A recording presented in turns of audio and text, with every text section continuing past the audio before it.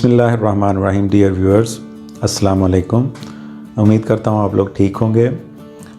Aromatic hydrocarbon के हवाले से हमारी डिस्कशन जो है वो जारी है। पहले लेक्चर में हमने इसके इंट्रोडक्शन के हवाले से देखा था और दूसरे लेक्चर में हमने क्राइटेरिया ऑफ एरोमेटिसिटी जो है उसको डिटेल के साथ डिस्कस किया था।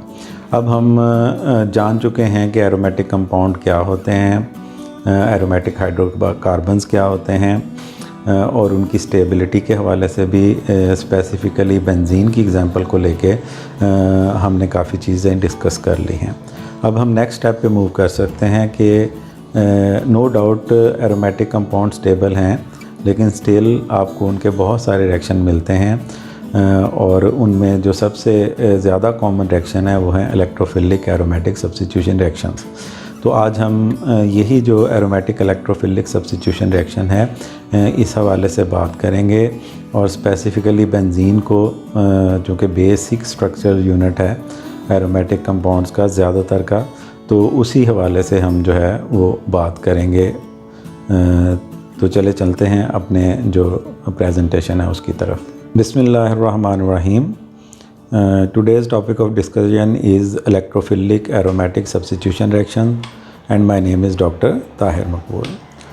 So previous two lectures के अंदर हमने aromatic compounds का introduction ले लिया था और ये देख लिया था कि aromatic compounds जो है वो reasonably stable होते हैं।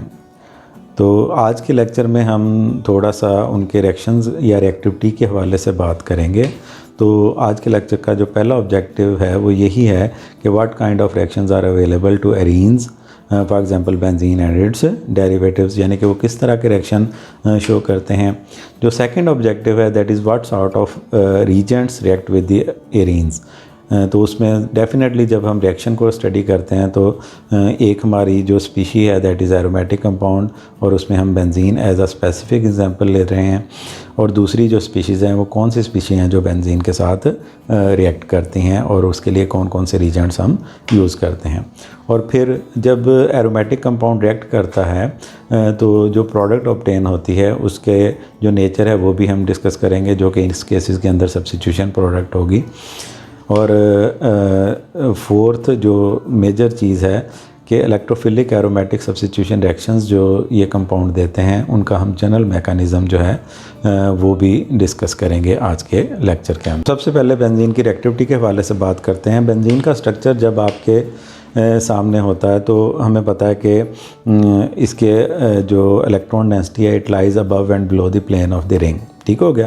तो इलेक्ट्रॉन डेंसिटी का प्लेन ऑफ द रिंग के अबव एंड बिलो होना बेंजीन को न्यूक्लियोफाइल बना देता है। ठीक है ना, यानी कि ये इलेक्ट्रॉन रिच स्पीशी के तौर पे एक्ट करती है। ठीक है, तो अगर कोई स्पीशी इलेक्ट्रॉन रिच है तो डेफिनेटली जो दूसरी स्पीशी जिसके साथ ये रिएक्ट करेगी it should be electron deficient या it should be electron loving. तो जो रीजेंट नॉर्मली बेंजीन के साथ रिएक्ट करते हैं या बेंजीन के डेरिवेटिव के साथ रिएक्ट करते हैं उनको हम इलेक्ट्रोफाइल्स का नाम देते हैं। ठीक है ना, क्योंकि वो इलेक्ट्रॉन डेफिशिएंट होते हैं।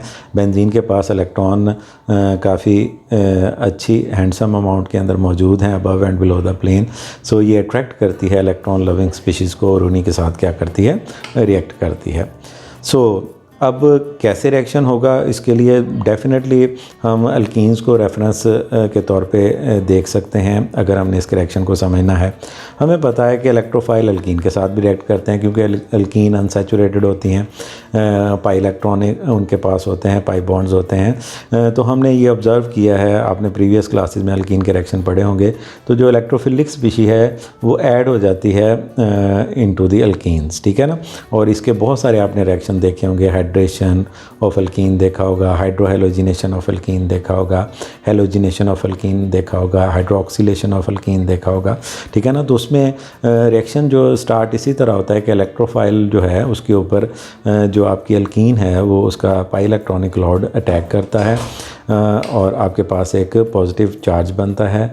जो दूसरा कार्बन इन्वॉल्व है डबल बॉन्ड के अंदर जिसके ऊपर इलेक्ट्रोफाइल अटैच नहीं हुआ वो इलेक्ट्रॉन डेफिशिएंट हो जाता है और उस इलेक्ट्रोफिलिक रीजन का जो नेगेटिव पार्ट है यानी कि न्यूक्लियोफिलिक पार्ट है वो फिर उस पॉजिटिवली चार्ज कार्बन के साथ क्या हो जाता है, अटैच हो जाता है। तो जो इलेक्ट्रोफिलिक रीजेंट है वो अक्रॉस द डबल बॉन्ड क्या हो जाता है, एड अप हो जाता है। ये देख लें इक्वेशन। अब यहाँ पे ये एल्कीन का जनरल स्ट्रक्चर है जिसके अंदर डबल बॉन्ड है और ये इलेक्ट्रोफिलिक रीजेंट है जिसके अंदर ई पॉजिटिव को हमने लेबल किया है एज एन इलेक्ट्रोफाइल और ये उसका नेगेटिव पार्ट है, दैट इज़ वाई नेगेटिव। तो ये डबल बॉन्ड इस इलेक्ट्रोफाइल के ऊपर अटैक करता है तो ये एक कार्बन के साथ इलेक्ट्रोफाइल अटैच हो जाता है। क्योंकि दूसरी कार्बन अब इलेक्ट्रॉन डेफिशिएंट होगी तो उसकी मॉरल सपोर्ट के लिए जो उसका नेगेटिव पार्ट है वो उसके साथ अटैच हो जाता है। तो अक्रॉस द डबल बॉन्ड ई और वाई दोनों क्या हो जाते हैं, एड अप हो जाते हैं। ठीक हो गया। तो बेंजीन के हवाले से या एरीन के हवाले से भी जब हम देखेंगे तो वहाँ पे भी डबल बॉन्ड है, तो हम एक्सपेक्ट करते हैं कि शायद ऐसा ही रिएक्शन हो। लेकिन प्रीवियस डिस्कशन में हमने देखा कि एडिशन जो है वो बेंजीन एडिशन रिएक्शंस की तरफ हेजिटेंट है। तो ज़्यादातर केसेस में जब हम इलेक्ट्रोफिलिक रीजेंट के साथ बेंजीन को रिएक्ट करवाते हैं तो सब्स्टिट्यूशन ऑब्जर्व की जाती है इंस्टेड ऑफ एडिशन। ठीक हो गया। तो यहाँ पे अगर आप देखें तो एरीन या एरोमेटिक जो हाइड्रोकार्बन है या एरोमेटिक कंपाउंड है उसमें जो हाइड्रोजन एटम है वो सब्स्टिट्यूट हो जाता है बाय दिस इलेक्ट्रोफाइल।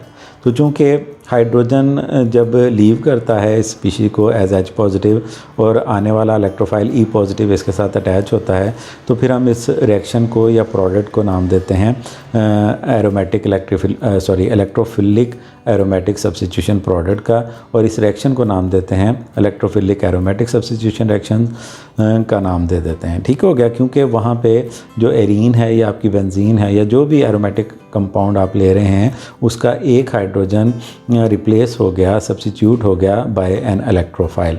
ठीक हो गया। सो रिएक्शन को भी नाम दिया जाता है इलेक्ट्रोफिलिक एरोमेटिक सब्स्टिट्यूशन रिएक्शन का। तो ऑर्गेनिक केमिस्ट्री के हवाले से आप जब सिंथेटिक ऑर्गेनिक केमिस्ट्री के अंदर जाते हैं तो आपको अबंडेंटली जो है एग्जांपल्स और synthetic applications electrophilic aromatic substitution की मिलती हैं, इसलिए इसको one of the fundamental process consider किया जाता है ऑर्गेनिक केमिस्ट्री का।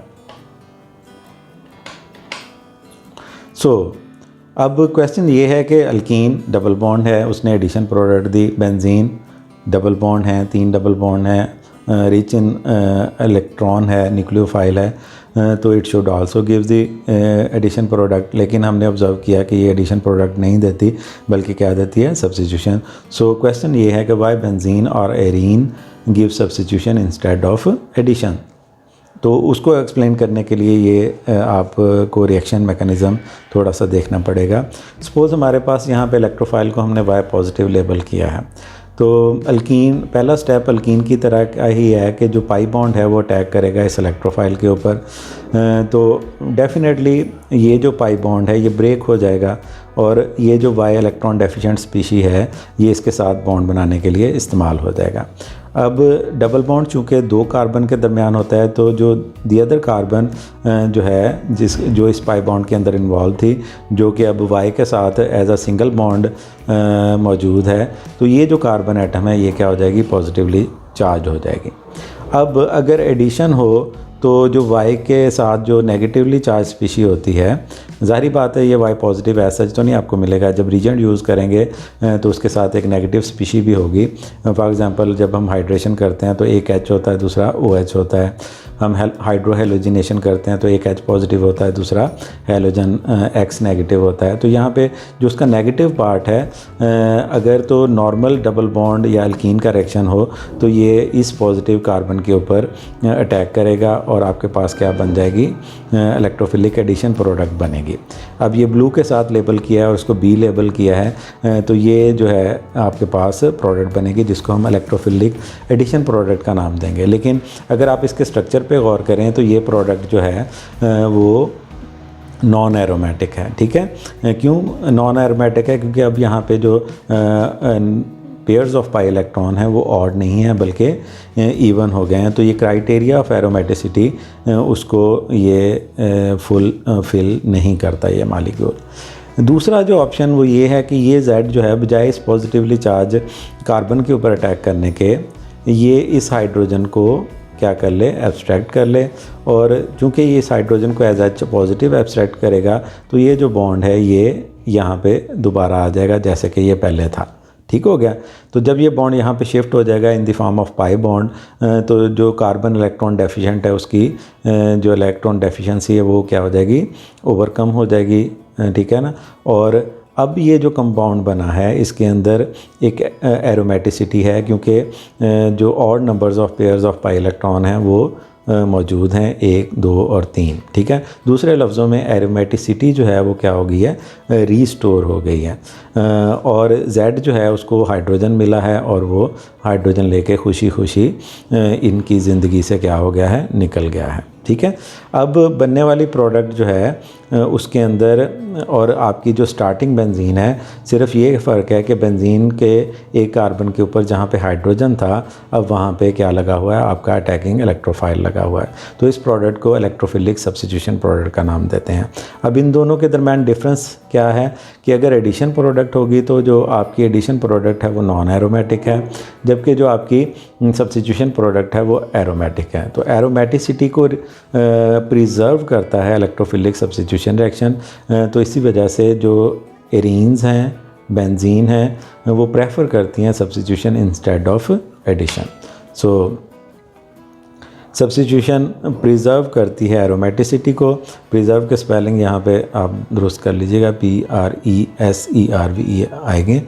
और जितनी एरोमेटिसिटी, अगर मालिक्यूल एरोमेटिक होगा तो वो क्या होगा, स्टेबल होगा। तो रिएक्शन जो है उसको लीड करना चाहिए towards stability, not towards unstability. ठीक है। तो इस वजह से फिर सब्स्टिट्यूशन जो है वो ऑब्जर्व की जाती है in case of aromatic compounds. ये उसकी जो एनर्जी डायग्राम है, इस जो पीछे रिएक्शन में एक्सप्लेन करके आया हूँ। तो यहाँ पे अगर हम देखें तो ये बेंजीन है, ये आपका इलेक्ट्रोफिलिक रीजेंट है जिसके अंदर Y इलेक्ट्रोफाइल के तौर पे और Z आपका जो इसका नेगेटिव पार्ट है उसके तौर पे एक्ट कर रहा है। तो जब इंटरमीडिएट बन जाता है तो डेफिनेटली इंटरमीडिएट के अंदर ये जो पॉजिटिव चार्ज है ये नॉन एरोमेटिक समझ लें स्पीशी है। तो जो आपका स्टार्टिंग मटीरियल है उससे इसकी एनर्जी क्या होती है, ज़्यादा होती है। ये आप कह लें कि ये एनर्जी बैरियर है जिसको क्रॉस करना पड़ता है इस इंटरमीडिएट को बनाने के लिए।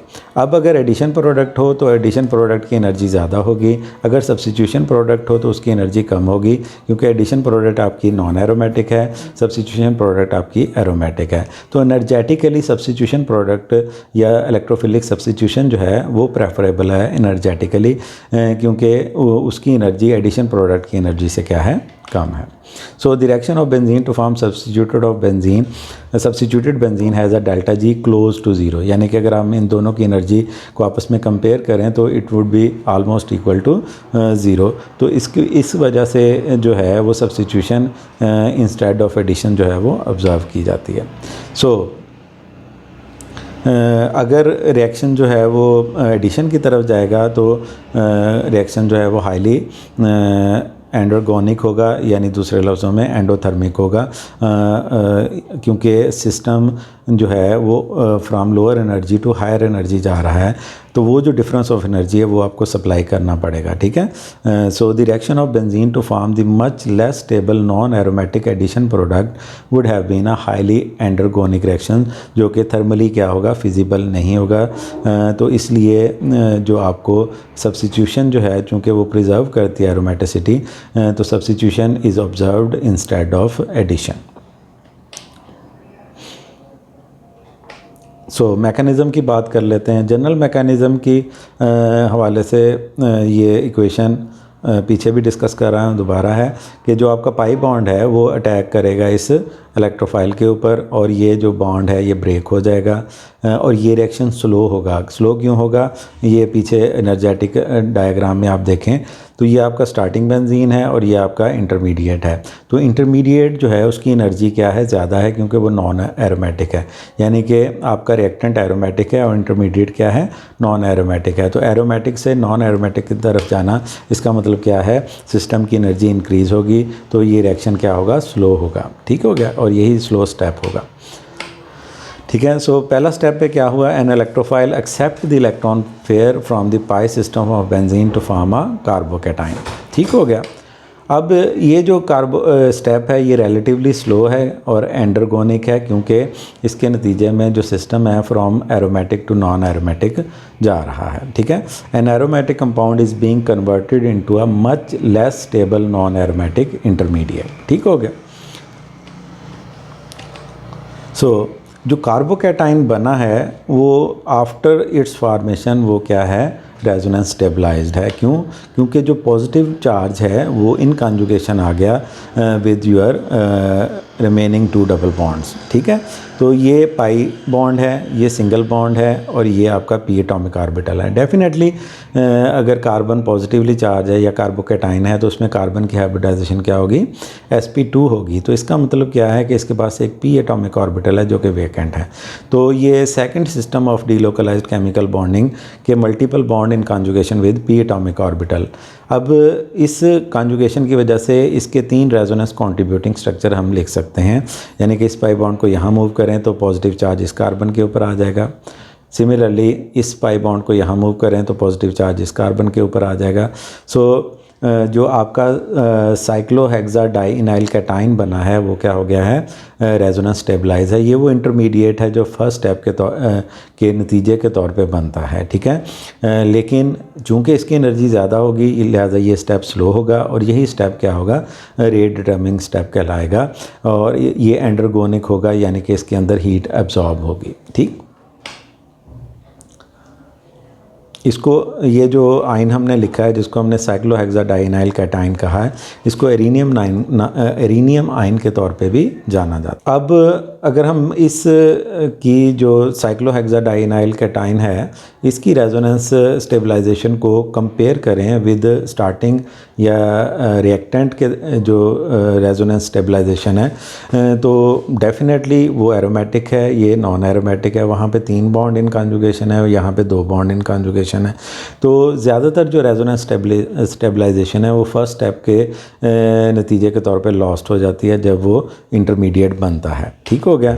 सो हम कह सकते हैं जो आपका इंटरमीडिएट है दैट इज़ साइक्लोहेक्साडाइइनाइल कैटाइन वो एरोमेटिक नहीं है और जितनी बेंजीन की रेजोनेंस स्टेबलाइजेशन है उसका एक पार्ट ही वो रिप्रेजेंट कर पाता है। ठीक है, सो इसका मतलब क्या हुआ कि ये अब इसकी ख्वाहिश है कि या तो ये बैकवर्ड आ जाए, ठीक है ना, बाय लूजिंग द इलेक्ट्रोफाइल, या फिर ये फॉरवर्ड डायरेक्शन में चला जाए बाय लूजिंग ए प्रोटॉन। ठीक है, तो मैकेनिज़्म चूँकि हम फॉरवर्ड डायरेक्शन का डिस्कस कर रहे हैं, ठीक है ना, तो अब इसके पास क्या चांस है कि ये रैपिडली प्रोटॉन को लूज़ करे, क्योंकि प्रोटॉन का लूज़ करना इसको दोबारा नॉन एरोमेटिक से क्या बना देगा, एरोमेटिक बना देगा। सो एरोमेटिसिटी ऑफ द रिंग जो है वो क्या हो जाएगी, रीस्टोर हो जाएगी। ठीक है ना, और जो प्रोडक्ट बनेगी वो फिर एडिशन की बजाय क्या होगी, सब्स्टिट्यूशन होगी। ठीक हो गया। सो सेकंड स्टेप हम देखते हैं, आपको ये क्लियर हो जाएगा, जो कि फास्ट भी होगा और स्ट्रांगली एक्सर्गोनिक भी होगा, यानी कि हीट रिलीज़ होगी उसके अंदर, एक्सोथर्मिक होगा। ठीक है, तो अब यहाँ पे ये आपका इंटरमीडिएट है। अब इस हाइड्रोजन को लूज़ करने के लिए डेफिनेटली कोई सवारी तो चाहिए, तो जो नेगेटिव पार्ट है यानी कि ये जो बेस के तौर पे एक्ट करेगा वो स्पीशीज यहाँ पे आती है। ये सॉल्वेंट मॉलिक्यूल भी हो सकता है, ये आपके कैटलिस्ट का नेगेटिव पार्ट भी हो सकता है। ठीक है ना, तो ये हम जब रिएक्शंस डिस्कस करेंगे आगे इन डिटेल तो वहाँ पे हम इसको बाकायदा वाई नेगेटिव की बजाय हम इसको एज अ स्पीशीज जो है वो डिस्कस करेंगे। तो यहाँ पे आप समझ लें कि जो इलेक्ट्रोफिलिक रीजेंट है उसका जो नेगेटिव पार्ट है वो बेस के तौर पे एक्ट करेगा और इस प्रोटॉन को क्या कर लेगा, एब्स्ट्रैक्ट कर लेगा, क्योंकि ज़ाहिर बात है इसके दिल में भी तो गुस्सा है ना कि इसने इस बेंजीन ने इसका जो है इलेक्ट्रोफाइल इससे छीन लिया। तो अब ये जब आएगा इसके पास वापस तो इसका हाइड्रोजन यहाँ से एब्स्ट्रैक्ट करेगा और ये बॉन्ड यहाँ शिफ्ट होगा और बेंजीन की एरोमेटिसिटी क्या हो जाएगी, रीस्टोर हो जाएगी। यानी कि ये नॉन एरोमेटिक साइक्लोहेक्साडाइइनाइल कैटाइन जो है वो एरोमेटिक कंपाउंड के अंदर क्या हो जाएगा, कन्वर्ट हो जाएगा, जिसको हम इलेक्ट्रोफिलिक एरोमेटिक सब्स्टिट्यूशन प्रोडक्ट का नाम देंगे। अब चूँकि ये नॉन एरोमेटिक से एरोमेटिक के अंदर जा रहा है, यानी कि सिस्टम हायर एनर्जी से लोअर एनर्जी की तरफ आ रहा है, तो इसका मतलब क्या है, ये रिएक्शन एक्सोथर्मिक होगा और फास्ट होगा। ठीक है, क्योंकि सिस्टम यानी कि लेस स्टेबिलिटी से मोर स्टेबिलिटी की तरफ जा रहा है। अगर एडिशन जो कि ऑब्ज़र्व नहीं होती, क्यों नहीं होती, ये हम बात आज ऑलरेडी कर रहे हैं कि एडिशन अगर हो जाए, यानी कि अगर ये वाई इस पॉजिटिव के साथ अटैच हो जाए तो हमारे पास एडिशन प्रोडक्ट आएगी। ये प्रोडक्ट ऑब्ज़र्व नहीं होती एक्सपेरिमेंटली, क्योंकि ये प्रोडक्ट नॉन एरोमेटिक है और लेस स्टेबल है। सो पोटेंशियल एनर्जी डायग्राम देख लें, ये जो हमने स्टेप्स पढ़े हैं उनकी। ये आपके पास बेंजीन है, ये आपका इलेक्ट्रोफिलिक रीजेंट है। तो डेफिनेटली क्या होना है, इलेक्ट्रोफाइल ने, ये जो पाई बॉन्ड है इसने इलेक्ट्रोफाइल के साथ इंटरेक्शन शो करनी है। तो आपके पास ये एक ट्रांजिशन स्टेट शो की गई है जिसके अंदर ये पाई बॉन्ड ब्रेक कर रहा है और इस इलेक्ट्रोफाइल के साथ ये बॉन्ड मेक हो रहा है और इलेक्ट्रोफाइल और उसके नेगेटिव पार्ट का ये बॉन्ड क्या हो रहा है, ब्रेक हो रहा है और इस कार्बन के ऊपर पॉजिटिव चार्ज आ रहा है। ठीक है, और जब ये बॉन्ड ब्रेक हो जाएगा, इलेक्ट्रोफाइल इधर अटैच हो जाएगा, इसके ऊपर पॉजिटिव चार्ज आ जाएगा, तो ये जो आपका इंटरमीडिएट साइक्लोहेक्साडाइइनाइल कार्बोकैटाइन है, ये रेजोनेंस स्टेबलाइज होने की वजह से इस ट्रांजिशन स्टेट की निस्बत इसकी एनर्जी क्या हो जाएगी, कम हो जाएगी। ठीक हो गया। तो ये एनर्जी बैरियर क्रॉस करने के लिए हमें हीट सप्लाई करनी पड़ेगी। क्या करनी पड़ेगी, हीट सप्लाई करनी पड़ेगी। इसलिए ये जो स्टेप है ये क्या होगा, स्लो भी होगा और समझ लें एंडोथर्मिक होगा। अब जब ये बन गया तो ये रेजोनेंस स्टेबलाइज होने की वजह से ये अपनी प्रीवियस ट्रांजिशन स्टेट से क्या हो गया, कंपैरेटिवली मोर स्टेबल हो गया। अगले स्टेप की जो ये एनर्जी बैरियर है वो इस एनर्जी बैरियर से बहुत कम है। ये देखें, ये यहाँ से लेकर यहाँ तक जाना है और इसने यहाँ से लेकर यहाँ तक जाना है, तो ये एनर्जी बैरियर बहुत कम है। तो जो सेकंड स्टेप है वो क्या होता है, कंपैरेटिवली फास्ट होता है और इसके नतीजे में बनने वाली प्रोडक्ट चूँकि एरोमेटिक होती है, तो ये जो यहाँ से लेकर यहाँ तक का जो डिफरेंस ऑफ एनर्जी है ये रिलीज़ होता है सिस्टम से, इसलिए ये रिएक्शन एक्सोथर्मिक, ये स्टेप क्या होता है, एक्सोथर्मिक होता है। इंटरमीडिएट अगर ट्रांजिशन स्टेट देखें तो अब जो वाई है वो इंटरेक्ट करेगा किसके साथ, इस हाइड्रोजन के साथ।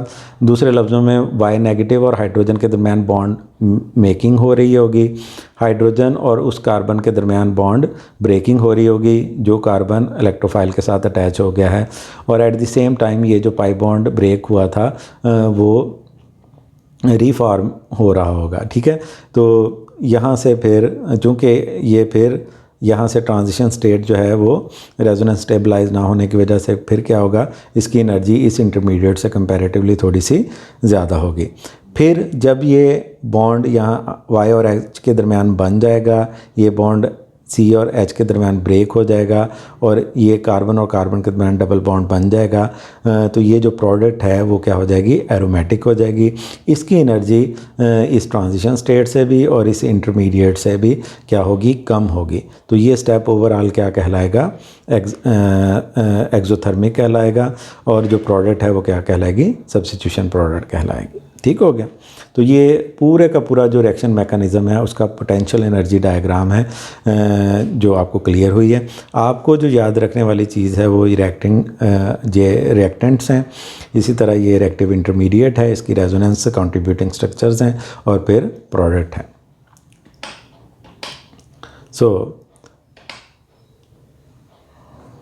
अब यहाँ पे एक और चीज़ है जो आपको बतानी, क्योंकि आपने देखा था पिछली जब ब्रोमिनेशन की एग्जांपल पिछले लेक्चर में हमने पढ़ी थी तो उसमें हमने कहा था in the presence of iron bromide ये रिएक्शन होता है, यानी हमें कैटलिस्ट चाहिए होता है। उसकी रीज़न क्या है कि ये जो एनर्जी बैरियर है, ये जो एक्टिवेशन, हाई एक्टिवेशन एनर्जी है, इसको ओवरकम करने के लिए आपकी जो इलेक्ट्रोफाइल है इसको बहुत ज़्यादा रिएक्टिव होना पड़ता है। उस इलेक्ट्रोफाइल को रिएक्टिव बनाने के लिए हमें अक्सर कैटलिस्ट यूज़ करना पड़ता है। ठीक है, तो इसलिए आगे जो हम रिएक्शन पढ़ेंगे उनके अंदर हम कैटलिस्ट यूज़ करेंगे। कैटलिस्ट क्या करता है, जो आपका इलेक्ट्रोफाइल है उसको क्या कर देता है, मोर रिएक्टिव कर देता है। ठीक है ना, उस वजह से उसकी मोर रिएक्टिव होने की वजह से ये जो मुश्किल सफ़र है, यानी कि ये जो एनर्जी बैरियर है या हाई एक्टिवेशन एनर्जी है उसको अचीव करना सिस्टम के लिए क्या हो जाता है, ईजी हो जाता है। इसलिए जब हम एरोमेटिक इलेक्ट्रोफिलिक सब्स्टिट्यूशन रिएक्शन आगे विद एग्जांपल्स देखेंगे तो उसके अंदर हम कैटलिस्ट पढ़ेंगे कि कैटलिस्ट ज़रूरी होता है in order to make the electrophile more reactive. ठीक है, वो रिएक्टिव क्यों होना ज़रूरी होता है, क्योंकि ये जो एनर्जी बैरियर है इसको ओवरकम करना है। ये ओवरकम होगा तभी तो रिएक्टिव इंटरमीडिएट बनेगा और हमारे पास फिर प्रोडक्ट बनेगी।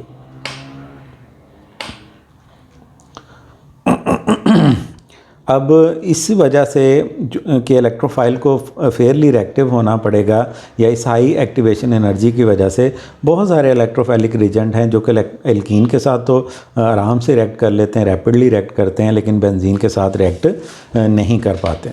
ठीक हो गया। तो रीज़न बता चुके हैं कि जब बेंजीन का केस आएगा तो उसके अंदर जो रेजोनेंस स्टेबलाइजेशन है वो इंटरमीडिएट के अंदर क्या हो रही है, लॉस हो रही है। तो दूसरे लफ्ज़ों में सिस्टम जो है लेस एनर्जी से मोर एनर्जी की तरफ जा रहा है। इस वजह से बहुत सारे जो इलेक्ट्रोफाइल जो कि एल्कीन के साथ बड़ी तेज़ी के साथ रिएक्ट कर रहे हैं, क्योंकि वहाँ पे ऐसा कोई चक्कर नहीं है, वहाँ पे तो प्रोडक्ट बननी है एडिशन।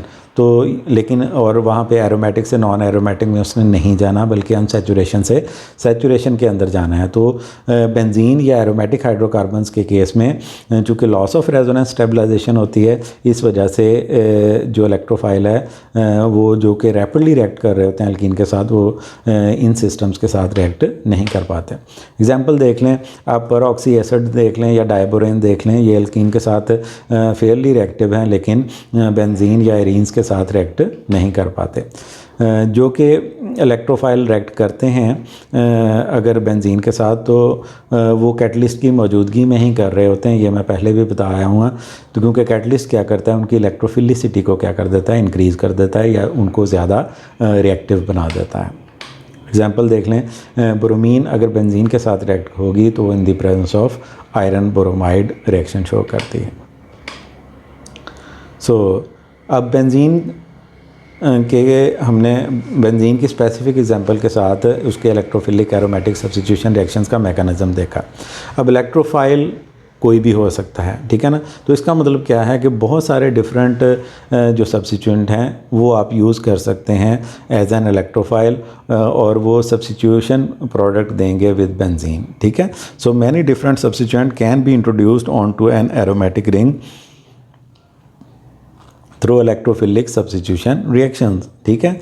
अब ये देख लें, ये उसकी कुछ एग्जांपल्स हमने दी हैं। फॉर एग्जांपल अगर आपका इलेक्ट्रोफाइल कोई हैलोजन होगा, तो इस हाइड्रोजन जो बेंजीन के ऊपर हाइड्रोजन है कार्बन के ऊपर, वो सब्स्टिट्यूट हो जाएगा विद हाइलोजन। तो इस रिएक्शन को हम नाम देंगे हैलोजिनेशन रिएक्शन का। अगर इलेक्ट्रोफाइल आपका नाइट्रोनियम आयन होगा, तो ये हाइड्रोजन नाइट्रो ग्रुप से सब्स्टिट्यूट होगा, तो इस रिएक्शन को हम नाइट्रेशन का नाम देंगे। अगर सल्फोनिक एसिड ग्रुप होगा, इस हाइड्रोजन को सब्स्टिट्यूट कर रहा होगा, तो हम रिएक्शन को सल्फोनेशन का नाम देंगे। अगर हाइड्रोक्सिल ग्रुप सब्स्टिट्यूट कर रहा होगा तो हाइड्रोक्सिलेशन का नाम देंगे। अगर अल्काइल ग्रुप इस हाइड्रोजन को सब्स्टिट्यूट कर रहा होगा तो अल्काइलेशन का नाम देंगे। अगर एसाइल ग्रुप सब्स्टिट्यूट कर रहा होगा तो इसको एसाइलेशन का नाम देंगे, ठीक है। तो बहुत सारे जो आप सब्स्टिट्यूएंट हैं वो इनकॉर्पोरेट कर सकते हैं on to benzene ring by using electrophilic aromatic substitution reactions just by changing the electrophilic reagents, ठीक हो गया। तो आपके पास जैसा इलेक्ट्रोफाइल होगा उसी के लिहाज से हम उस रिएक्शन को नाम दे देंगे। तो इसमें से हम काफ़ी सारी एग्जांपल जो हैं वो डिटेल के साथ पढ़ेंगे आइंदा आने वाले लेक्चर्स के अंदर। तो जनरल मैकेनिज़्म हमेशा यही फॉलो होगा। डिफरेंस कहाँ पे आएगा, जो फार्मेशन ऑफ इलेक्ट्रोफाइल है उस स्टेप के अंदर, जब कैटलिस्ट आपके इलेक्ट्रोफिलिक रीजन के साथ रिएक्ट करके इलेक्ट्रोफाइल जनरेट कर रहा होगा, वो स्टेप डिफरेंट होगा। बाकी जो मैकेनिज़्म जनरल मैकेनिज़्म है वो सेम ही चलेगा ऑलमोस्ट ऑल दी रिएक्शंस के अंदर। तो वो हम वन बाय वन जब ये एग्जांपल्स डिस्कस करेंगे तो फिर हम आपको एक्सप्लेन करते जाएंगे साथ साथ। तो अब तक के लेक्चर के लिए इतना ही। अल्लाह हाफ़िज़, फ़ी अमान अल्लाह।